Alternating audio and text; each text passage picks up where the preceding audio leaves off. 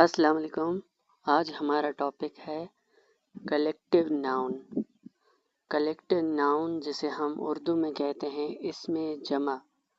आज हम देखेंगे कि व्हाट इज़ कलेक्टिव नाउन, इसमें जमा क्या होता है।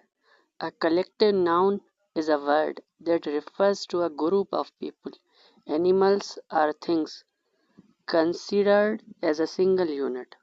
कलेक्टिव नाउन जो है वो रिफर्स करता है ग्रुप ऑफ पीपल को, लोगों का ग्रुप होगा, ग्रुप ऑफ एनिमल्स होगा और ग्रुप ऑफ थिंग्स होगा। पर वो सारी चीज़ें जो कंसीडर की जाएंगी एज अ सिंगल यूनिट, हम उसे एक सिंगल नाम देंगे और उसके साथ हम जो लगाएंगे हेल्पिंग वर्ब वो सिंगुलर लगाएंगे, जैसे इज और वाज एंड हैज। तो हम इसके साथ सिंगुलर वर्ब लगाएंगे। अब हम इनकी एग्जाम्पल देखेंगे। कलेक्टिव नाउन की एग्जाम्पल में सबसे पहले हमें मिलता है पीपल।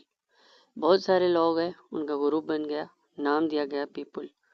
और सेकंड नंबर पे है टीम। पाकिस्तान की क्रिकेट टीम को उठा लें, उसमें 11 खिलाड़ी होते हैं, तो हमने उन सबको मिला के एक नाम दे दिया टीम। तो टीम क्या होगा? टीम इज़ होगा। जब हम इसका इंग्लिश लिखाई में यूजेज करेंगे तो टीम इज़ होता है, टीम वाज होता है और टीम हैज़ होता है। इसके साथ सिंगुलर वर्ब लगाना है, प्लूरल वर्ब आपने नहीं लगाना। और फैमिली, फैमिली भी इज़ होता है। अब एक ख़ानदान में तकरीबन किसी में 7 हो सकते हैं, किसी में 10 लोग हो सकते हैं, सबको मिला के एक नाम दिया गया फैमिली। जैसे कि हमने डेफिनेशन में ऊपर पढ़ा है, ये सिंगल यूनिट कंसीडर किया जाएगा। और उसके बाद है कमेटी। अब अगर हम देखें एनिमल्स के ग्रुप की, तो हमें क्या मिलता है? फ्लॉक ऑफ बर्ड्स, ठीक है। हर्ड ऑफ काउस, ये अब क्या है? काउस का एनिमल है जिसका नाम है हर्ड। और स्वाम ऑफ बीज, ये क्या है? ये बीज का क्या है? ग्रुप है। अब अगर हम थिंग्स का ग्रुप देखें तो थिंग्स के ग्रुप में हमें मिलेगा बंच ऑफ ग्रेप्स, ठीक है।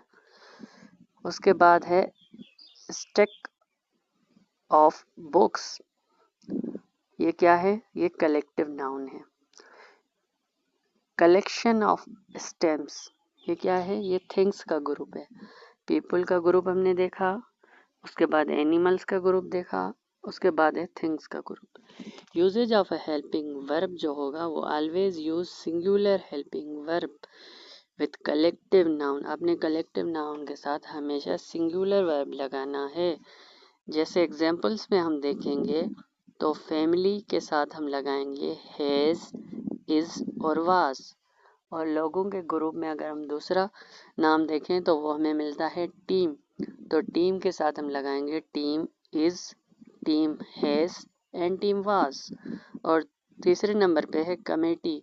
तो कमेटी इज होता है, कमेटी वाज होता है और कमेटी हैज होता है।